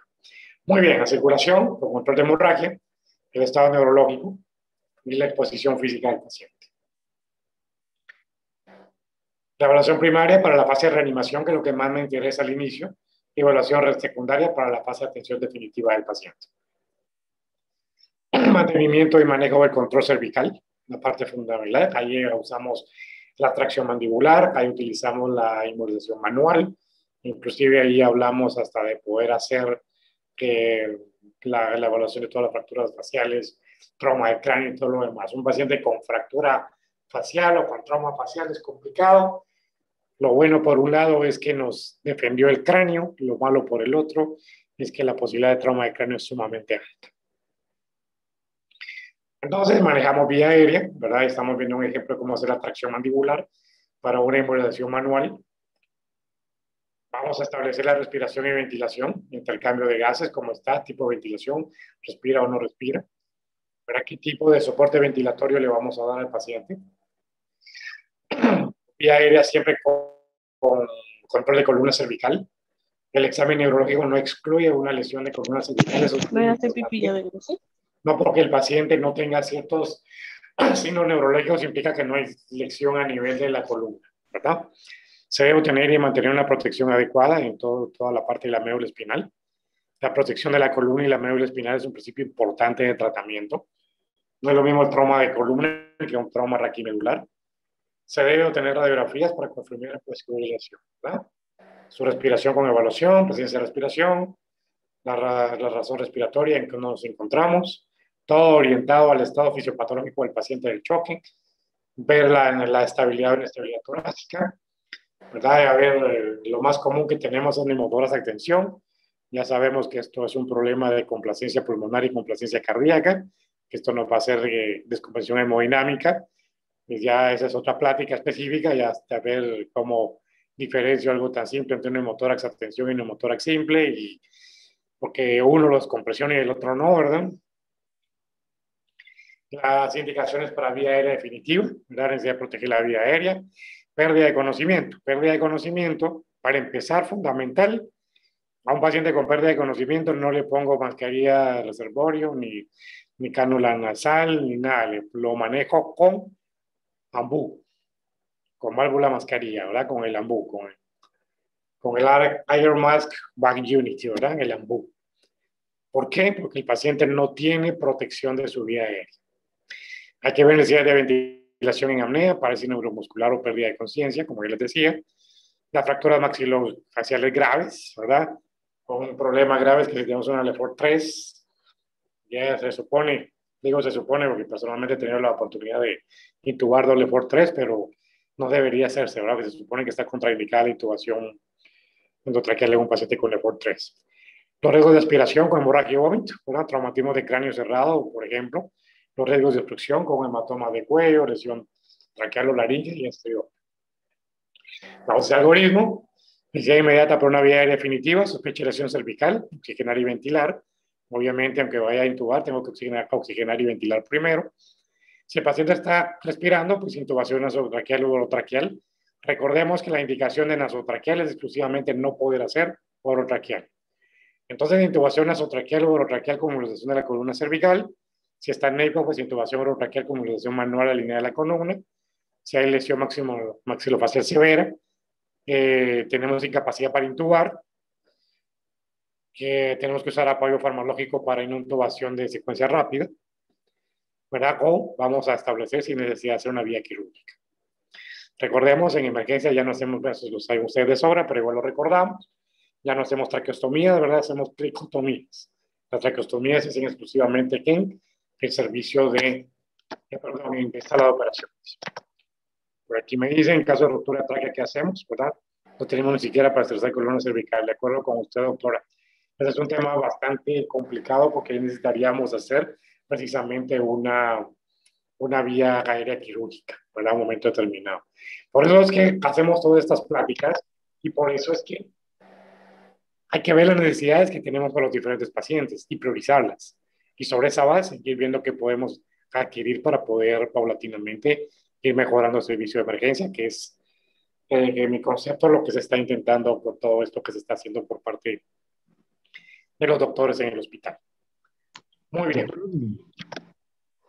Y yo sé, doctora, nos falta mucho y lamentablemente cosas que no son, reitero, de plata, sino que de gestión muchas veces nos cuesta mucho mantener los hospitales como deberían de estar. Doctor Ronnie, y eso frustra, ¿sí, doctor? ¿Aló? Hablar? Sí, doctor Méndez. Sí, mire, fíjate que hemos tenido alguna experiencia en algún curso que nos dieron sobre manejo de politraumatizado.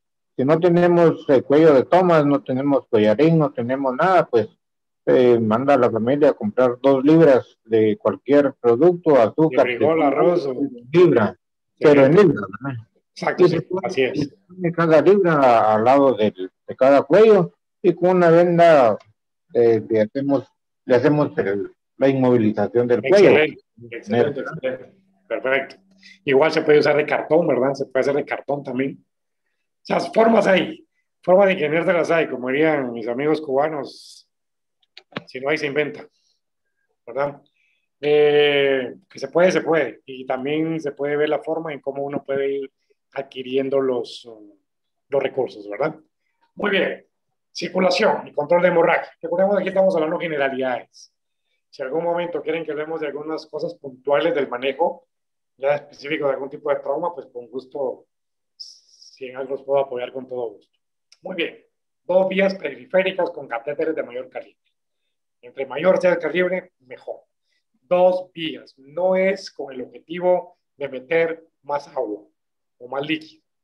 Es con el objetivo que si yo pierdo una vía, tengo acceso a la otra. Porque si el paciente me empieza a entrar en choque y el paciente va a empezar a tener colapso, va a estar difícil e imposible poderlo canalizar de nuevo. Y no tenemos intraóseo, y ya sería de meternos a hacer una disección de vena o un catéter central, ¿verdad? Que eso no es prioridad en el servicio de emergencia, por lo menos no al inicio, ¿verdad? Por eso es importante 2 vías periféricas en el pliegue del brazo, ¿verdad? Que es el área de acceso más fácil. Reevaluaciones, ¿verdad? De los pulsos centrales y periféricos, frecuencia cardíaca, obviamente, presión arterial después, llenado capilar, color, temperatura, estatus mental, diuresis. Estamos hablando cosas ordenadas. Por supuesto, cuando ya se tiene el colmillo, se tiene la experiencia, uno llega a la escena, vuelvo a lo mismo, en la inspección, solo veo a la víctima ahí y ya sé cómo está. Y eso es una fotografía. ¿Sí? La observación me puede decir y tomo decisiones paralelas, ¿verdad? Para empezar a hacer un abordaje integral. Vean, ahí tenemos 5 personas, 6 personas tratando al paciente. Por lo menos hay 6 que están interviniendo y otro que está apoyando. Entonces, pulso, presencia, regularidad, calidad y frecuencia, coloración, temperatura de la piel y llenado capilar. Luego viene muy importante, que es la circulación con control de hemorragia, ¿verdad? Igual en aquel momento podemos hablar sobre hemorragias catastróficas si lo desean, ¿verdad? Todo lo que podemos usar, desde la simple compresión hasta las venas homeostáticas, el empaquetamiento, y usar las venas hemostáticas o inclusive el uso de torniquete. Un torniquete de los más económicos en la actualidad anda alrededor de unos 75 100 quetzales y un torniquete puede salvar vidas, ¿verdad? Antes se decía que nunca se usara el torniquete, menos si no era en la emergencia del hospital. Ya sabemos en la actualidad que el musculoesquelético puede pasar hasta 6 horas sin llegarle sangre, sin problemas, aunque lo que se recomienda es no mayor de 2 horas, ¿verdad? Entonces, presiones, ¿verdad?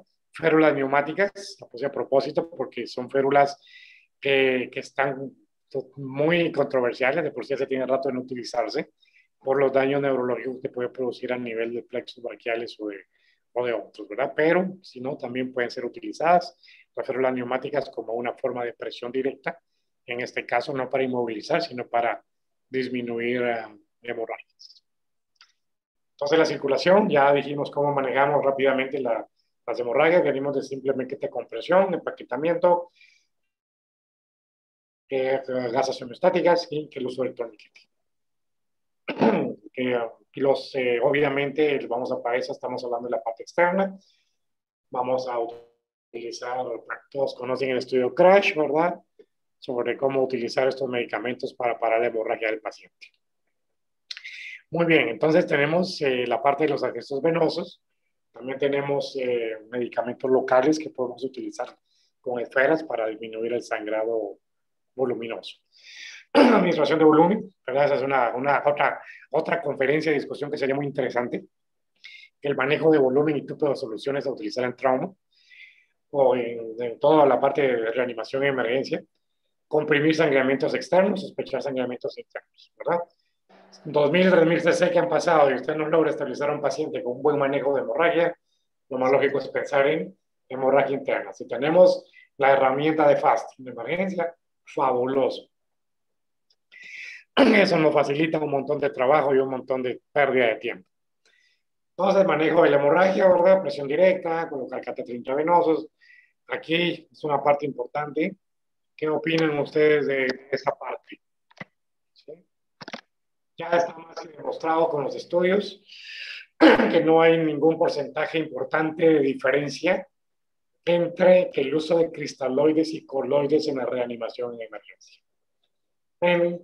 N estudios, y no son estudios desde ahorita, hay por supuesto 2019, 2020, pero hay estudios que vienen del año 2000, 2009, 2010, donde se ha demostrado en Europa y en este lado, donde no hay ni en el hospitalario ni en el hospitalario diferencias sobre vida entre el uso de cristaloides y coloides.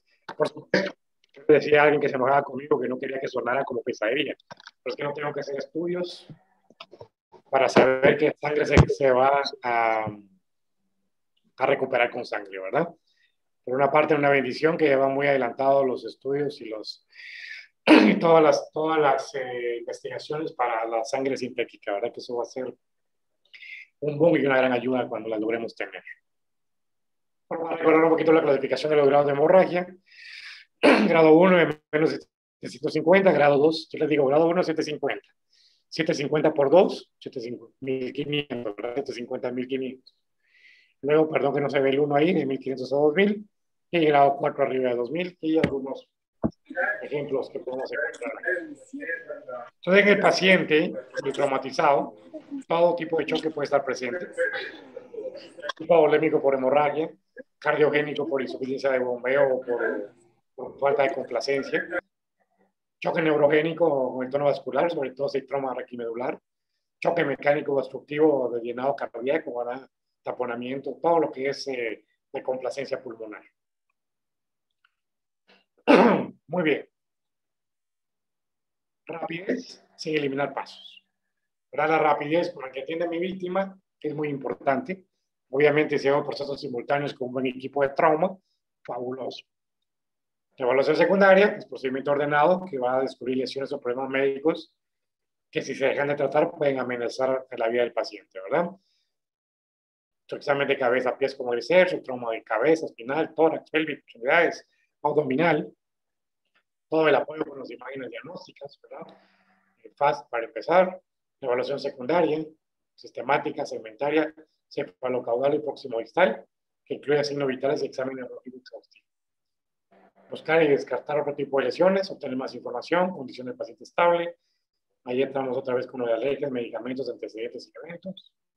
Evaluación secundaria, el examen neurológico fundamental, es parte medular, ¿verdad? Ya todos sabemos del glaucio y su utilización. La cabeza, ver el daño a nivel de cráneo, región facial, ¿verdad? Buscar herida, fractura de base del cráneo. No se me olvida un caso que realicé un aerotransporte médico. No me acuerdo si fue Reu para Guatemala, un accidente aéreo. El paciente, cuando uno hace un transporte, pues debería de irlo a recibir al hospital, pero el paciente lo llevaron a la pista aérea. Todavía llevaba un botón del mando de la ambulancia, de la avioneta incrustado en la barbilla. Un paciente con Lefort 3, el Lefort 3 el Lefort 3 no iba intubado. Dije, bueno, vi la relación anatómica, entré y lo intubé. Tenía nasogástrica puesta, pero tras el intubarlo, no me percaté. Igual no tenía que haber hecho nada más. Le dimos el soporte vital avanzado en el transporte médico. Llegamos al hospital, lo llevamos al hospital, se le llevó después de la estabilización general, se le llevó a scan y tenía enrollada la sonda nasogástrica a nivel de cerebro, ¿verdad? Yéndonos en contra precisamente de los problemas de la fractura de base de cráneo. Pues ya todos sabemos, ¿verdad? Todos los signos de Battle y los signos de Mapache y todos los demás para poder evaluar. Toda la parte de la apertura, el glauco, que todos conocemos, la respuesta motora, verbal y ocular. La evaluación secundaria, ¿verdad? Sobre la parte de la escala de glauco. Las posturas del paciente, ¿verdad? De corticación o celebración. La evaluación neurológica como a nivel de conciencia, pupilas y fotorreacción. Si hay signos de localización y el manejo en sala de emergencia, que es una parte vital. Ya el ABDI en el neurológico, ¿verdad? La alerta verbal dolorosa e inconsciente, hipoperfusión, las pupilas, ¿verdad? Están migráticas, respuesta a la luz, miosis y pupilas isocóricas redondas reactivas a la luz. Luego quitamos la ropa del paciente, no se puede complementar la oración primaria sin examinar.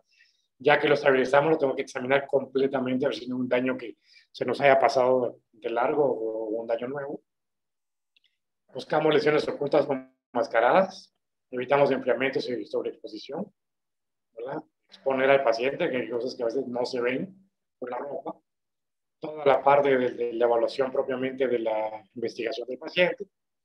Todos los estudios diagnósticos, ¿verdad? Tomografía, rayos de contraste, rayos X nacionales, endoscopía, ecografía, así como el FAST. Hablando ahí, leyendo un estudio, bueno, más que un estudio, un artículo, ¿verdad? Donde sobre el FAST y sobre el ecocardiograma, ¿verdad? El ecocardiograma, obviamente todo recurso, una cosa es lo que te demuestra la realidad y otra cosa es la realidad propia de un lugar, ¿verdad? Que así como tenés un FAST, el ecocardiograma debería ser parte de los equipos de inicio de evaluación de un paciente, ¿verdad? El FAST, que lo mencionaba la doctora, ¿verdad? Un instrumento de trash, no de diagnóstico.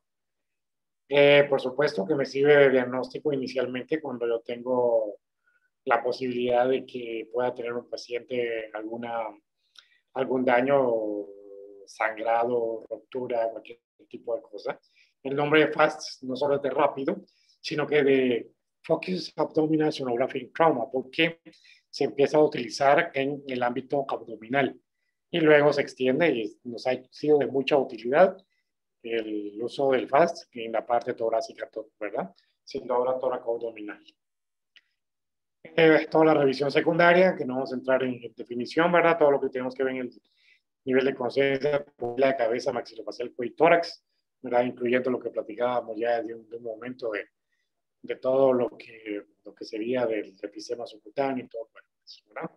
También todo lo que ver en flanco, en pelvis, en médula, en columna, en extremidades.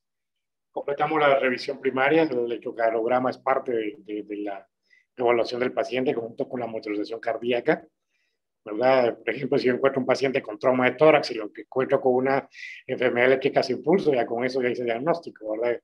¿Qué tipo de trauma tiene y dónde tiene la obstrucción el paciente? ¿Verdad? ¿Qué tipo de ritmo vamos a encontrar? Taquicardias, tipo de fibrilaciones, ¿verdad? El AES, que es indicativo del tamponamiento cardíaco, neumotórax, todo lo demás. Los cinco agujeros, ¿verdad? Nasotraqueal, urinaria, intubación traqueal y las 2 vías de acceso venoso, ¿verdad? Toda la parte ya se debe hacer manejo complementario, donde vamos a empezar a ver cómo está el paciente, cómo está orinando, si hay anuria, si no hay anuria. Mira, ya tenemos los demás exámenes, ya tenemos gases, ya tenemos imágenes.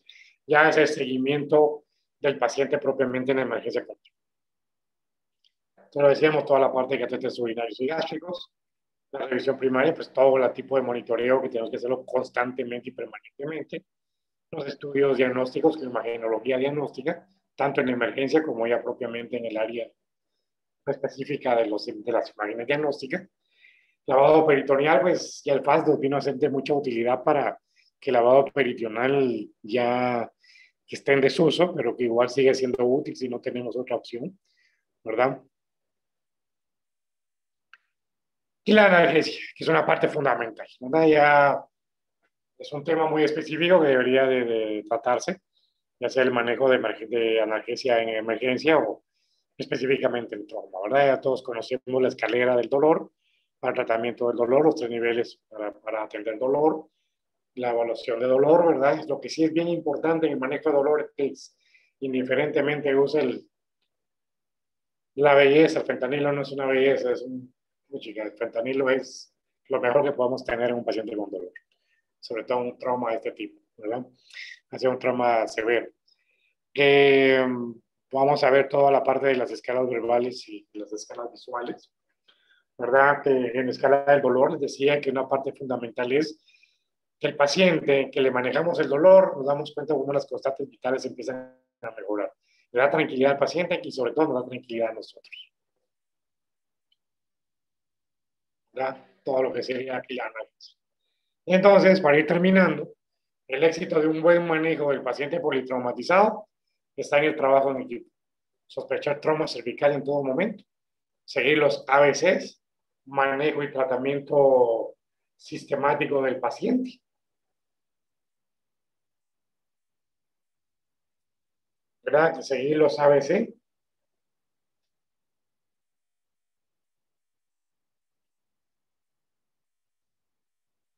Toda la parte del manejo y tratamiento sistemático, la evaluación primaria y secundaria, y si se necesita, pues transferencia a otros. Recordar, no intenta diagnóstico final desde un inicio. Estamos acostumbrados a eso, pero no es la prioridad.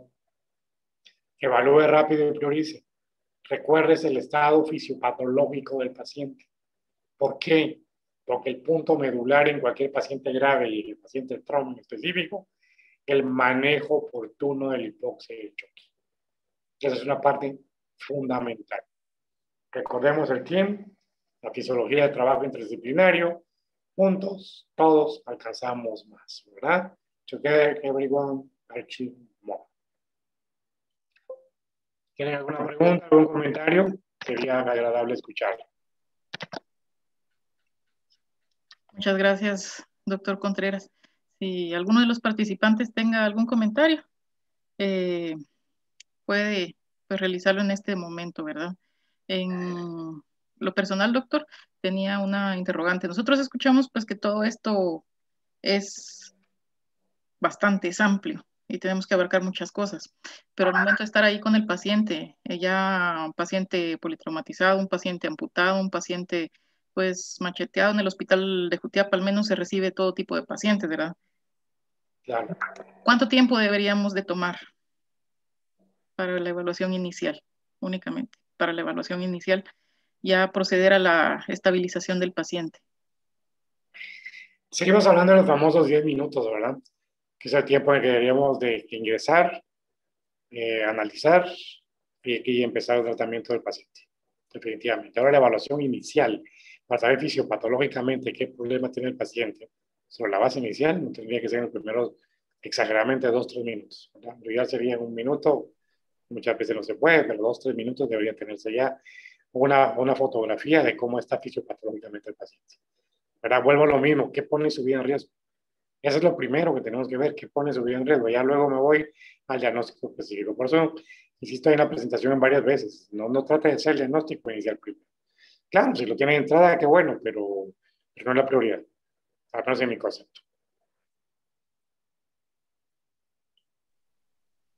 Gracias, doctor. ¿Algún comentario, interrogante que quieran realizarle al doctor Contreras? Y pues mientras voy a trasladarles el enlace para el registro de la conferencia de hoy. Vamos a utilizar la palabra trauma, ¿verdad? Y pues nuevamente suplicarles, ¿verdad? Todos hacemos aquí el esfuerzo para aprender un poquito más, estar en las sesiones presenciales, evitar pasar la palabra que vamos a utilizar el día de hoy en el chat, ya que posteriormente se estará subiendo la grabación del video para que los compañeros que no pudieron asistir a la conferencia pues puedan verla y puedan registrarse, ¿verdad?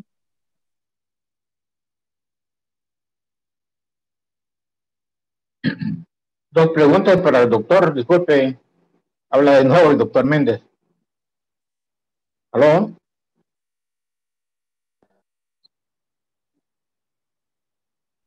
¿Aló? No sé si entonces no me escuchaba, disculpe por favor. Sí, doctor, lo escucho, si es tan amable. Bueno, dos preguntas, doctor. Una es, digamos, en el paciente que presentó usted al principio una herida corto penetrante.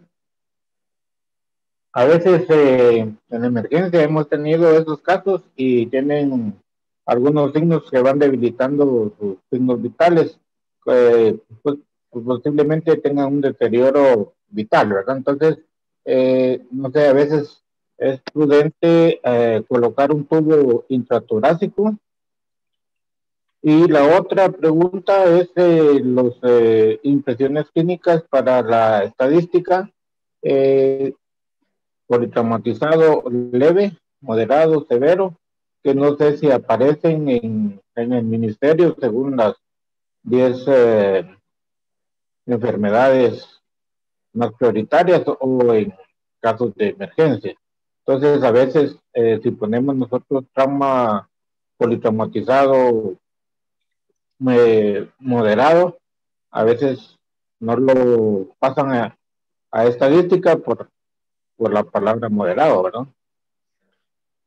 Excelente, doctor. Sí. A sus dos preguntas. A la primera, definitivamente, cuando mi persona insiste en que al inicio nos interesa cómo está, no qué tiene, es porque al principio yo tengo que entrar fisiológicamente a apoyar a mi paciente para que no se me muera, ¿verdad? Que es mi primera obligación, salvar la vida y estabilizarlo. Ya en el contexto paralelo, yo podría estar haciendo otras acciones que me lleven a poder establecer propiamente qué puede tener el paciente directamente. Claro, si yo ya diagnostiqué que el paciente puede tener un caso en el que tengo que hacer cierto medicamento o cierto tratamiento, cierta terapéutica, pues la tengo que ejecutar, ¿verdad? Por ejemplo, el ejemplo que usted ponía del tubo intratorácico, por ejemplo, ¿verdad? Ya serán las decisiones que, como decía en el circulito que vimos, que se toman en su momento, dependiendo de lo que uno cree y dónde puede estar el paciente. Y sí, tenemos un problema con eso, ¿verdad? Con ZigZag, no problemas en el sentido, bueno, ZigZag, pues yo, se imagina todo lo que la CIE 10 y la CIE, ¿verdad? Dependiendo del número que vaya. Y tienen establecidos eso para todo el ordenamiento propiamente del diagnóstico, y si no existe, no lo toman en cuenta. Yo sé que es mucho más trabajo, pero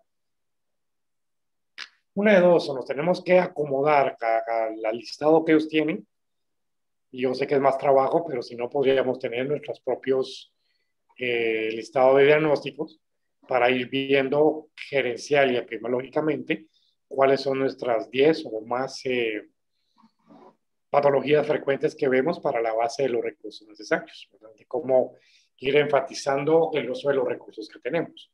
Sabemos que no son muchos, ¿verdad? No solo no tenemos suficiente presupuesto, sino que encima de todo, como el 70% se va solo en sueldo, muchas veces en nómina, ¿verdad?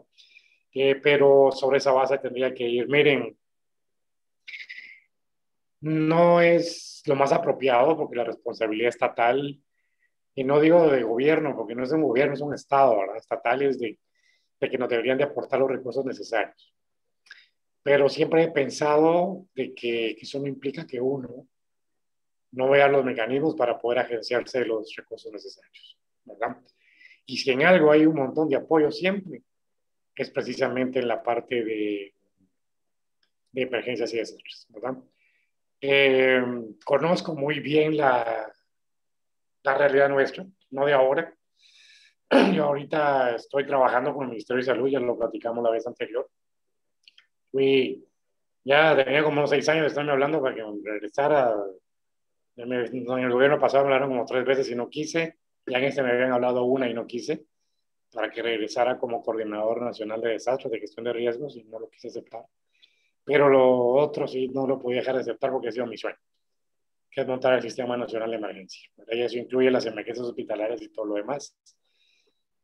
Tenemos que empezar con normas, con leyes, con reglamentos. De ahí todo lo demás tendría que venir en cascada.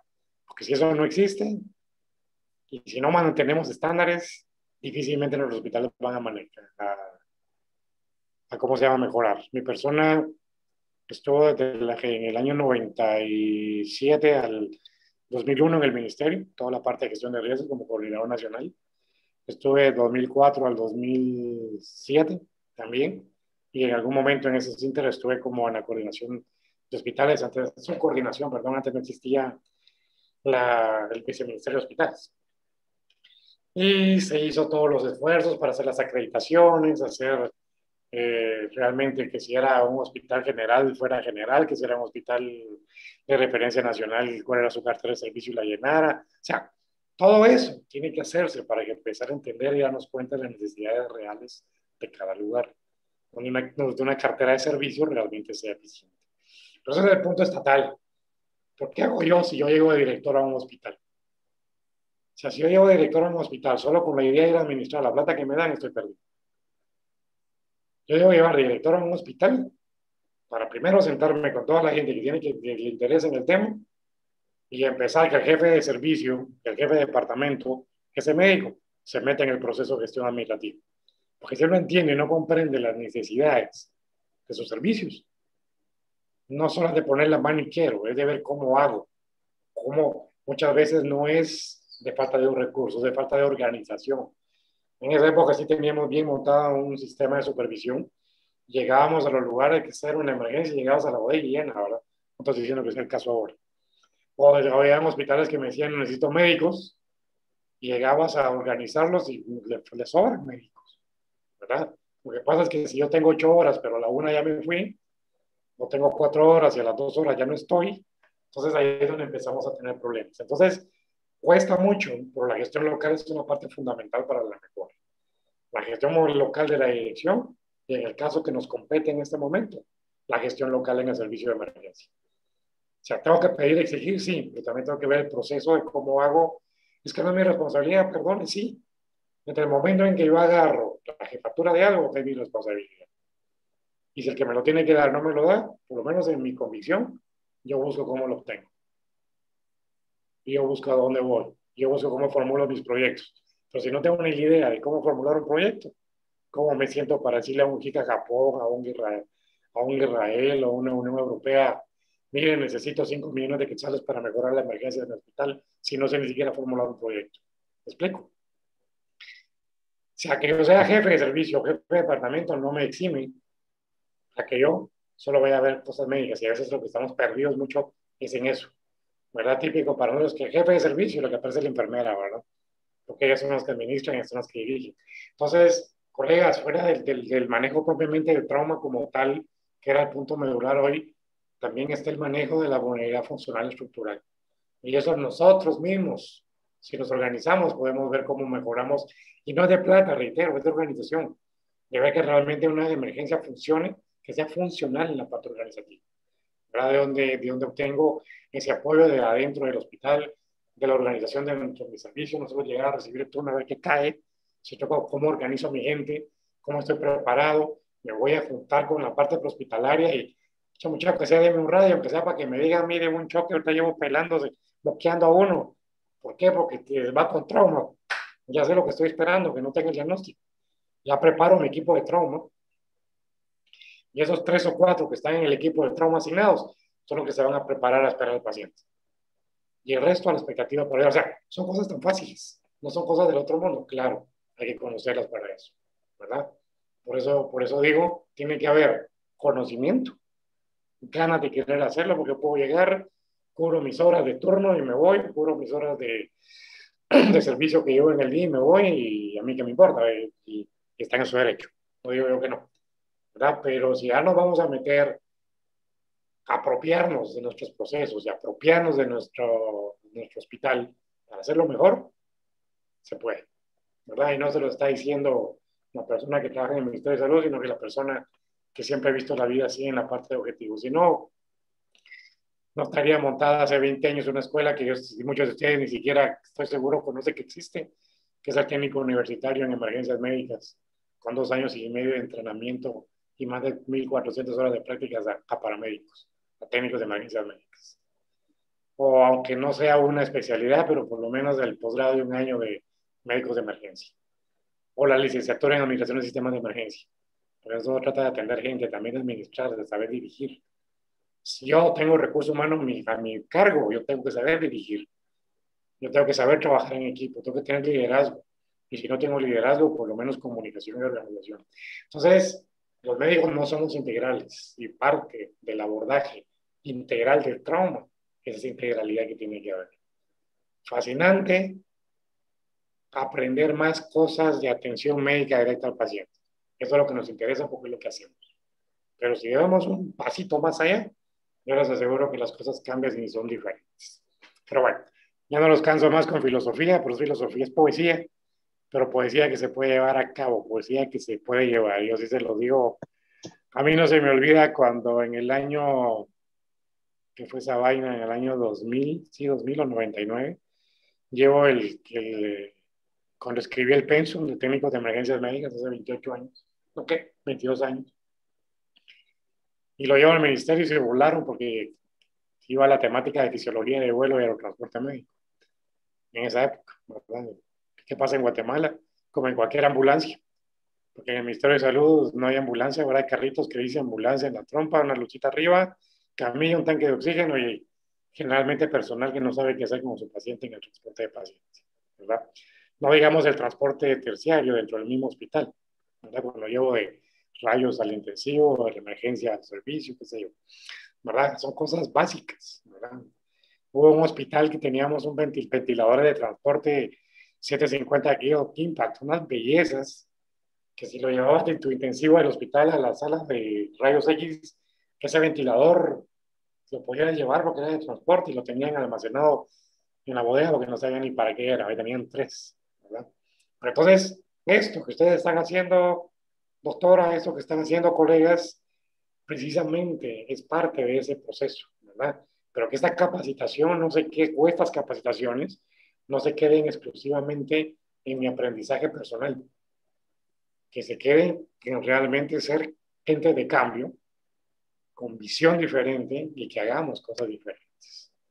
Ya pueden leer 40,000 bibliografías y hablar de lo más avanzado y anticipado y recibir 60 cursos de lo nuevo en emergencia. Pero ¿de qué me sirve si cuando llego al servicio no lo puedo poner en práctica? ¿Verdad? Entonces, yo les dejo ahí la espinita a los que quieran subirse en el barco. Dios me los bendiga. Nuevamente, gracias, doctora, y a todos ustedes por la oportunidad de compartir con ustedes. Excelente quienes compartieron y hicieron sus comentarios, se les agradece. Yo siempre digo que todos aprendemos cuando se da una conferencia, todos, ¿verdad? Y uno aprende de quien menos uno piensa, ¿verdad? Las experiencias de cada uno de los 48 que todavía nos mantenemos, 43 que todavía nos mantenemos conectados, es diferente. Y por ende, cada uno de nosotros aprende de las experiencias de los demás.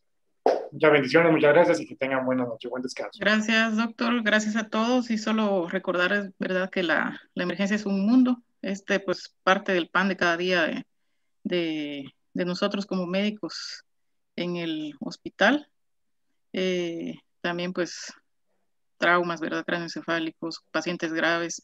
Este niño, pues, gracias a Dios, se le dio su seguimiento ahí en el San Juan, se logró trasladar y pues se recordarán de los médicos que estuvieron en la emergencia, doctora Sarceño, doctor Huerta, ¿verdad? Un niño que le cayó una roca en la cabeza, gracias a Dios el niño está bien, está vivo. Y pues recordar que la emergencia, esto es lo que busca, ¿verdad? Mantener la vida del paciente. Por último, pues un agradecimiento y felicitar grandemente a los pediatras por el esfuerzo y comentarles a todos, ¿verdad? El programa Mamá Canguro en el hospital está cerca de aperturarse. Se ha estado realizando desde hace unos cuantos meses en el área donde previamente estaba recién nacidos, pero pues oficialmente lo vamos a aperturar dentro de muy poco. Y sí se ha visto una mejora en los pacientes prematuros de forma exponencial, ¿verdad? Entonces, para también conocimiento pues de todos los médicos, nuestro hospital está cerca ya de tener oficialmente su programa Mamá Canguro activo. Y nuevamente, agradecimiento a los pediatras que han estado constantes, que han solicitado, ¿verdad? Por medio de solicitudes de compra, por medio de solicitudes de material, por medio de miles de cosas para que se puedan realizar las gestiones adecuadas administrativamente, como el doctor estaba indicando. Si se realizan las gestiones como se debe, pues se puede realizar y gracias a Dios pronto tendremos esto. Y lo último, ¿verdad? Año con año se realiza el plan operativo anual. Muy pronto en estos días se estará realizando. En el caso de la emergencia, pues el jefe de la emergencia es el encargado de enviar las necesidades que tiene, ¿verdad? En este momento, pues el jefe de la emergencia está de vacaciones. Entonces probablemente vayamos a utilizar un mecanismo un poco diferente y de repente podemos utilizar una de las encuestas que hemos estado utilizando para el registro de la educación médica para poder valorar lo que los médicos indican que tienen necesidad en emergencia, ver qué cosas ya se han incluido en el POA, porque sí hay varias cosas que están incluidas, que esperamos en Dios pues se pueda en un futuro tener, como rayos X portátiles, equipos de tomografía, brazo en C, ¿verdad? Equipo para fluoroscopía. Y primero Dios, todas estas gestiones pues se van logrando con el tiempo. Entonces, nuevamente gracias a todos por estar acompañándonos en la educación médica y pues que pasen una muy feliz y agradable noche. Esperamos tenerlos acá en el tema de la semana entrante que nos corresponde a lo que es intoxicaciones, ¿verdad? Abordaje de intoxicaciones en emergencia, a cargo del doctor Enrique Pérez nuevamente. Muchas gracias a todos y que tengan una muy feliz noche. Feliz noche. Feliz noche. Buenas noches. Buenas noches.